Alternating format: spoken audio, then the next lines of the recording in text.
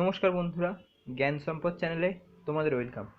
আজ আমি একাদশ শ্রেণীর চতুর্থ অধ্যায়ের ইতিহাস বিভাগের শেষ অংশটুকু অর্থাৎ অবশিষ্ট অংশটুকু নিয়ে আলোকপাত করব। আজ প্রথমেই যে টপিকটা আছে সেটা হচ্ছে সিসেরো ও রোমান বিশ্ব। তো প্রথমে আমাদের বিষয় হচ্ছে সিসেরো। সিসেরো কে ছিলেন? সিসেরো একজন প্রখ্যাত আইনজ্ঞ ছিলেন। তিনি রাষ্ট্র, সরকার, ন্যায় বিচার, সাম্য প্রভৃতি বিভিন্ন রাষ্ট্রনৈতিক বিষয় সম্পর্কে তার গ্রন্থে বিশদভাবে আলোচনা করেছিলেন। তার গ্রন্থের নাম ছিল দ্য রিপাবলিক, দ্য ল। ঠিক আছে? এবং তার যে টপিকটা অর্থাৎ তার যে রাষ্ট্র সম্পর্কে চিন্তাভাবনাটা এক একটা সাব পয়েন্ট করে করে আমি আলোচনা করছি। প্রথমেই আসছে আইনবিধি। আইনবিধি তিনি দু প্রকার আইনের কথা বলতেন, একটা হচ্ছে প্রাকৃতিক আইন, একটা হচ্ছে রাষ্ট্রীয় আইন। প্রাকৃতিক আইনটা কি না? প্রাকৃতিক আইন হচ্ছে যে আইনের সহায়তায় ঈশ্বর এ বিশ্ব শাসন করে চলেছেন তা হলো প্রাকৃতিক আইন। আর রাষ্ট্রীয় আইন কি? এই রাষ্ট্রীয় আইন হলো মনুষ্য সৃষ্ট অর্থাৎ মানুষ দ্বারা একে সৃষ্টি করা হয়েছে। এর সৃষ্টির প্রধান উদ্দেশ্য হচ্ছে ব্যক্তি ও সমাজের কল্যাণ। ঠিক আছে? অর্থাৎ ব্যক্তি ও সমাজের কল্যাণের উদ্দেশ্যে মনুষ্য দ্বারা সৃষ্টি আইন হলো রাষ্ট্রীয় আইন, এবং ঈশ্বর কর্তৃক যে আইন সৃষ্টি হয়েছে সেটা হচ্ছে প্রাকৃতিক আইন। ঠিক আছে? এর পরের টপিক হচ্ছে কি না আদর্শ রাষ্ট্র। এই আদর্শ রাষ্ট্র গঠনে দুটো জিনিস নিয়ে তিনি আলোকপাত করেছেন, একটা হচ্ছে বাস্তববাদ দৃষ্টিভঙ্গি, আরেকটা হচ্ছে রাষ্ট্র জনগণের সম্পত্তি। প্রথমে আসি বাস্তববাদ দৃষ্টিভঙ্গি। এই বাস্তববাদ দৃষ্টিভঙ্গি জিনিসটা কি? বাস্তববাদ দৃষ্টিভঙ্গি তাকেই বলে যে বাস্তবের সাথে সম্পর্ক রেখে চলে। ঠিক আছে? দু ধরনের দৃষ্টিভঙ্গি, একটা হচ্ছে আদর্শবাদ দৃষ্টিভঙ্গি আর হচ্ছে বাস্তববাদ দৃষ্টিভঙ্গি। আদর্শবাদ দৃষ্টিভঙ্গি কি? যাদের বক্তব্য হচ্ছে মানে যারা বিশ্বাস করে যে আমি খারাপ করলেও ওই মানুষটা ভালো করবে বা ওই মানুষটার কাছে ভালো করবে। কিন্তু বাস্তববাদ দৃষ্টিভঙ্গি কি? সে যদি বুঝতে পারে যে একটা ব্যক্তি ক্রমশই আমার সাথে খারাপ করে খারাপ করে খারাপ করে, সে বুঝে যাবে যে এই ব্যক্তিটা কোনোদিনই আমার সাথে ভালো করবে না। এটা হচ্ছে বাস্তববাদ দৃষ্টিভঙ্গি। ঠিক আছে? দুটো ব্যক্তির নাম করি। একটা হচ্ছে আদর্শবাদ দৃষ্টিভঙ্গির প্রবক্তক হিসাবে বলতে পারি, মানে একজন অন্যতম প্রবক্তক ছিলেন সেটা হচ্ছে পণ্ডিত জওহরলাল নেহরু। আর বাস্তববাদ দৃষ্টির প্রবক্তক ছিলেন লাল বাহাদুর শাস্ত্রী। ঠিক আছে? আশা করছি বোঝাতে পারলাম। এরপর আসছি আমরা রাষ্ট্র ও জনগণের সম্পত্তি। এই বক্তব্যটা মানে কি যে রাষ্ট্র হচ্ছে জনগণের সম্পত্তি, অর্থাৎ জনগণ জনগণ হচ্ছে প্রধান, তাই রাষ্ট্র হচ্ছে তার অংশ। ঠিক আছে? তাই জনগণের সকলের অংশগ্রহণকে তিনি সমর্থন করেছিলেন। ঠিক আছে? এরপর আসছে কি, এরপরের টপিক হচ্ছে আমাদের সাম্যনীতি। সাম্যনীতিটা কি না? সাম্যনীতি হচ্ছে যে সবাই সমান, এই যে বক্তব্যটা এটা সাম্য। এই সাম্যনীতির অপরিহার্যতা। সাম্যনীতির দুটো টপিক আছে, সাম্যনীতির অপরিহার্যতা আর হচ্ছে অসাম্যের বিরোধিতা। প্রথমে আসছে কি না সাম্যনীতির অপরিহার্যতা। সাম্যনীতিকে মানব জীবনে ও রাষ্ট্রীয় জীবনে এক অপরিহার্য নৈতিক শর্ত হিসাবে ঘোষণা করতে হবে, কারণ সাম্য সর্বদাই কাম্য। ঠিক আছে? এরপর আসছে অসাম্যের বিরোধিতা। কিছু মানুষ প্রভুত্ব করবে আর কিছু মানুষ শোষিত হবে, এটা শিশুরা সমর্থন করেনি। অর্থাৎ কিরা যেমন সুদূর অতীত থেকে হয়ে আসছে বর্তমানেও কিছুটা বিদ্যমান, যে কি একটা শ্রেণী প্রভুত্ব করে কেবল মালিক শ্রেণী, আরেকটা শ্রেণী কেবল শোষিত। এটা হচ্ছে কি? এটা হচ্ছে শ্রমিক শ্রেণী। এই যে চরম অসাম্য, এটা তিনি দূর করতে চেয়েছিলেন। ঠিক আছে? এই যে অসাম্য, একে তিনি সমর্থন কোনো রকম ভাবে করেননি। এর পরের বক্তব্য কি? সেটা হচ্ছে সরকার। তিনি তিন প্রকার সরকার উল্লেখ করেছিলেন: রাজতন্ত্র, অভিজাততন্ত্র ও গণতন্ত্র। রাজতন্ত্র হচ্ছে যে রাজার যে তন্ত্র বা একটি রাজার যে সরকার গঠন করে সেটা হচ্ছে রাজতন্ত্র। অভিজাততন্ত্র কি? কয়েকজনের শাসন হচ্ছে অভিজাততন্ত্র। আর গণতন্ত্র কি? না সংখ্যাগরিষ্ঠের শাসন, যেমন যেটা ভারতবর্ষে বর্তমান। প্রত্যক্ষ নয়, যদি ভারতবর্ষে পরোক্ষ গণতন্ত্র বর্তমান। ঠিক আছে? এর পরের টপিকটা কি? সেটা হচ্ছে জনকল্যাণ। সিসেরো জনকল্যাণমূলক রাষ্ট্রের প্রতিষ্ঠার কথা বলেছিলেন। তার মতে রাষ্ট্রের একমাত্র কর্তব্য ছিল জনকল্যাণে নিজেকে নিয়োজিত করা।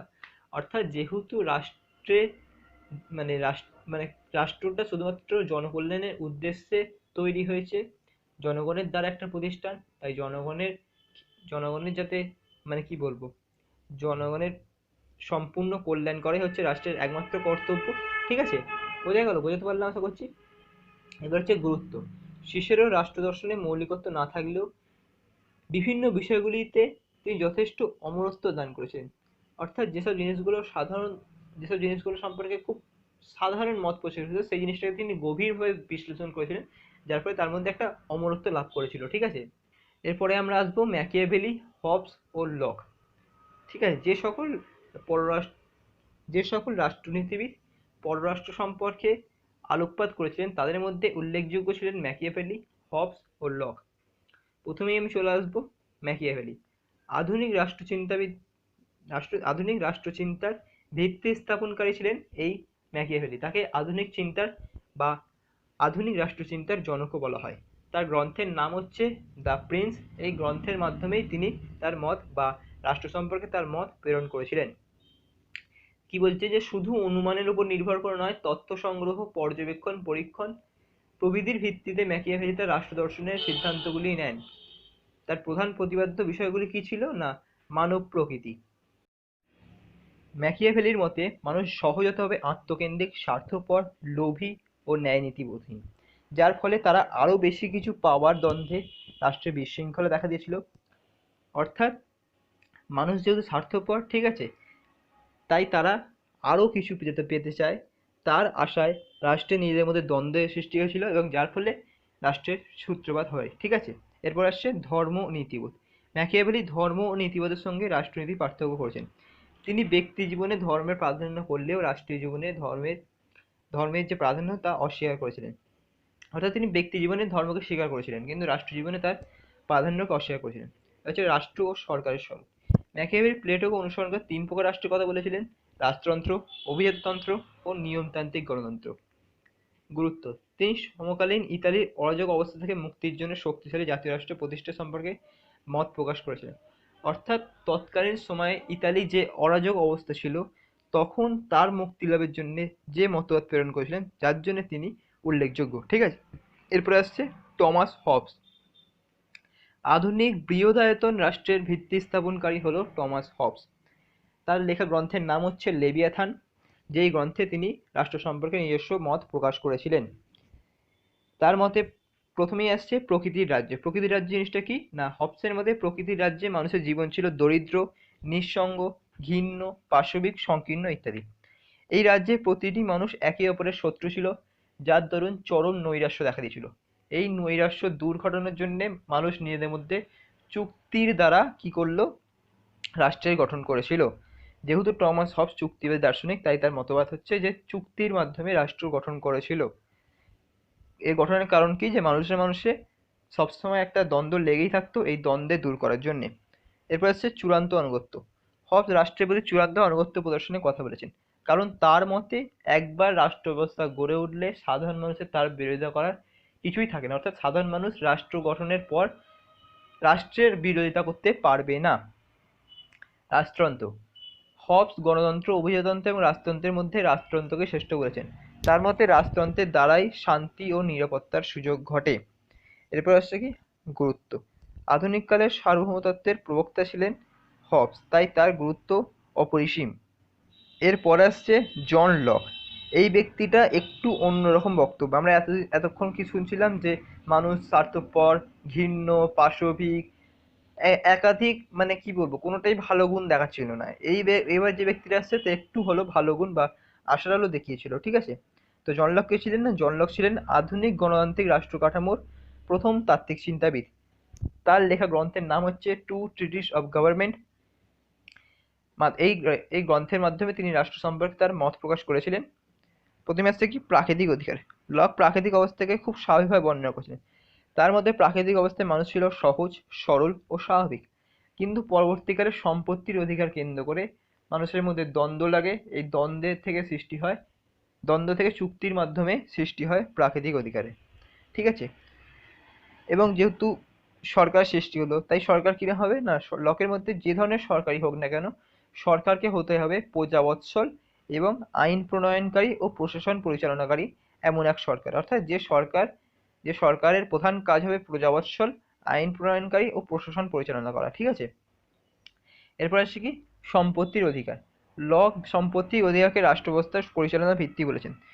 তিনি ব্যক্তিগত সম্পত্তির অধিকারের সরকারের অধিকারের হস্তক্ষেপের বিরোধিতা করেছেন। অর্থাৎ ব্যক্তিগত সম্পদে যে সরকার যে মাঝে মধ্যে হস্তক্ষেপ করে, এইটা তিনি সম্পূর্ণ বিরোধিতা করেছিলেন। কারণ তার মতে একটি ব্যক্তি যদি সম্পূর্ণভাবে সম্পত্তির অধিকার লাভ না করতে পারে, তাহলে সে বিরূপ মনোভাব তৈরি করবে নিজের মধ্যে, যার ফলে একটি রাষ্ট্রের কোনোদিনই উন্নতি সম্ভব হতে পারে না। এরপরে আসছে কি না লকের গুরুত্ব। যেহেতু লক তার পূর্ববর্তী রাষ্ট্রচিন্তাবিদদের তত্ত্বগুলিকে সুসংবদ্ধ করে নিজস্ব মত প্রকাশ করেছিলেন, তাই তাদের মধ্যে যথেষ্ট অভিনবত্ব ছিল। কারণটা কি না, যেহেতু লক যেহেতু পূর্ববর্তী ব্যক্তিদের করেছিল, এই পূর্ববর্তী ব্যক্তিদের মধ্যে যেগুলো খারাপ ছিল সেগুলোকে তিনি ছেঁটে দিয়েছিলেন, শুধুমাত্র ভালো করে নিয়েছিলেন। এই সবকটা ভালো নিয়ে অর্থাৎ তার মধ্যে এমন একটা তত্ত্ব তৈরি হয়েছিল যার ফলে সেই তত্ত্বটা বেশ কিছু অভিনবত্ব দেখা যায়। বোঝা গেল? তো আমরা এখানে এই তত্ত্বগুলো শেষ হয়ে যাচ্ছে, এবার আরেকটা পয়েন্ট বাকি রয়ে যাচ্ছে, সেটা হচ্ছে কি না মনসবদার। এই মনসবদার জিনিসটা কি আমাদের জানতে হবে, ঠিক আছে? প্রথমেই বলে দিই, এটা একটা পার্শ্বিক প্রথা। মধ্য এশিয়ায় চেঙ্গিস খাঁ ও তৈমুরলংয়ের সময় এই প্রথার প্রচলন ছিল। অর্থাৎ মধ্য এশিয়ায় দুজন বিখ্যাত রাজা ছিলেন, একটা হচ্ছে চেঙ্গিস খাঁ আর একটা তৈমুরলং। এই যে দুজন যখন ছিল তখনকার দিনেও এই প্রথার প্রচলন ছিল। ভারতের ক্ষেত্রে এই প্রথার প্রচলন করেন কে না সম্রাট আকবর। মনসব কথার অর্থ হচ্ছে পদমর্যাদা। এই পদমর্যাদা অধিকারী ব্যক্তিরা মনসবদার নামে পরিচিত। অর্থাৎ মনসবদার হচ্ছে একটা পদ, অর্থাৎ মনসবের হচ্ছে একটা পদ, এবং নির্দিষ্ট ভিত্তি অনুযায়ী এই পদটা বা বিভিন্ন স্তরে এই পদটা বিভক্ত ছিল, ঠিক আছে? এবং এবার আমরা জানতে হবে যে এই প্রথা প্রবর্তনের উদ্দেশ্য কি ছিল। যেহেতু জিনিসটা তৈরি হয়েছে তার নিশ্চয়ই কিছু উদ্দেশ্য থাকবে। কোনো কোনো কিছু কার্যই তো কারণ ছাড়া ঘটে না, তাই কিছুই অবশ্যই কিছু উদ্দেশ্য ছিল। তো প্রথম উদ্দেশ্য কি ছিল না, আকবরের পূর্বে প্রচলিত যে জায়গিরদারি প্রথা ছিল, অর্থাৎ আকবরের পূর্বে একটা প্রথা ছিল সেটা হচ্ছে জায়গিরদারি প্রথা। এই প্রথার মধ্যে নানা রকম দুর্নীতি প্রবেশ ঘটেছিল। দু নম্বরটা কি না, জায়গিরদারি প্রথার ব্যাপক প্রসারের ফলে সম্রাটের এক প্রকার জমি হতো, ঠিক আছে, সেটা ওদের ব্যক্তিগত জমি, সেটা হচ্ছে খালিসা জমি। এই জমির পরিমাণ কমে যায়, তাই সম্রাটের আয়ও কমে যায়। এই জমিটা কি কাজ হতো না, সম্রাট যাকে চাইতো তাকে দিত একটা বিরাট ধরনের শতকরার হারে, ঠিক আছে? যার ফলে এই জমিটা যখন কমে যাচ্ছে তখন সরকার বলা ভুল, সম্রাটের কি হচ্ছে না আয়ও কমে যাচ্ছে, ঠিক আছে? এরপরে আসছে কি যে মনসবদারদের দায়িত্ব। মনসবদার আমি আমি মানে সম্রাট যাকে মনসব করলো, ঠিক আছে, তার তো নির্দিষ্ট করে দায়িত্ব থাকবে, এমনি তো করলো না। তার দায়িত্বটা কি না, প্রত্যেক মনসবদারকে পদমর্যাদা অনুযায়ী নির্দিষ্ট সংখ্যক পদাতিক ও অশ্বারোহী সৈন্য রাখতে হবে, এবং সম্রাটের প্রয়োজনে সেই সৈন্য দিয়ে সম্রাটকে সাহায্য করতে হবে। অর্থাৎ কি বলতে চাইছে, সম্রাট একটা যুদ্ধের পরিকল্পনার জন্য এটা প্রধানত করেছিল, যে যুদ্ধের সময় এই মনসবদের কাছ থেকে তিনি পদাতিক আর অশ্বারোহী সৈন্য গ্রহণ করতে পারবেন, যার জন্যে তিনি এই পদ এই পদটা তৈরি করেছিল মনসবদার, ঠিক আছে? এবার হচ্ছে বিভিন্ন স্তর। মনসবদারের বিভিন্ন স্তর ছিল কিরাম না, কোনো মনসবদার কত সংখ্যক অশ্ব ও সৈন্য রাখবে তা আকবর নিজে নির্ধারণ করে দিতেন। মনসবদারদের সৈন্য ও অশ্ব সংখ্যার উপর ভিত্তি করে সমগ্র স্তরটিকে ৩৩টি স্তরে ভাগ করা হয়। নিজ নিজ পদমর্যাদা অনুযায়ী ১০ জন থেকে সর্বোচ্চ ১২,০০০ সৈন্য পোষণের অধিকারী ছিলেন। তবে বেশিরভাগই দেখা যায় যেটা ৫,০০০ থেকে ১২,০০০, সবটাই সম্রাটের যারা খুব কাছের ব্যক্তি ছিল, আত্মীয় স্বজন, তারাই পেত, সাধারণ মানুষ পেত না, ঠিক আছে? ৫,০০০ তলায় এগুলোই সাধারণ মানুষ পেত সাধারণত,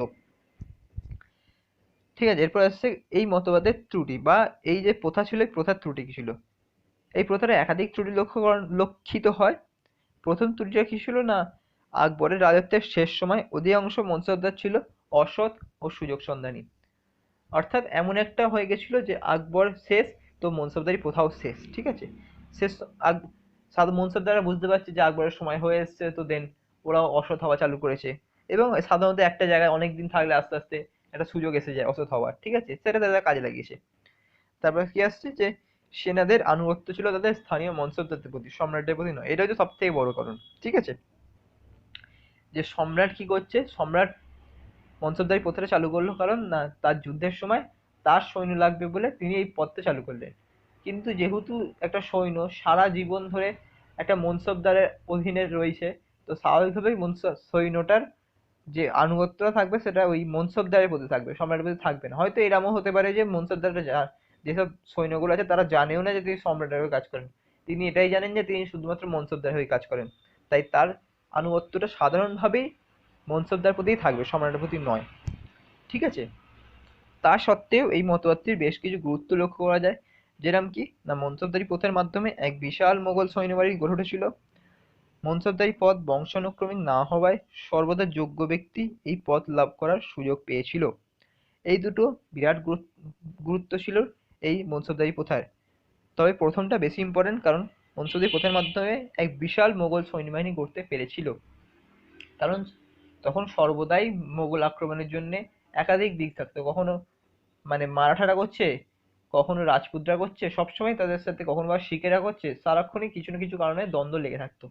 এই দ্বন্দ্বটাকে মানে সামলানোর জন্য একটা বিরাট সৈন্যের দরকার ছিল, যা বংশোদ্ধারী প্রথার মাধ্যমে সম্পূর্ণ হয়েছে বলা যেতে পারে। আজকের মতো আমার এখানেই টপিক শেষ।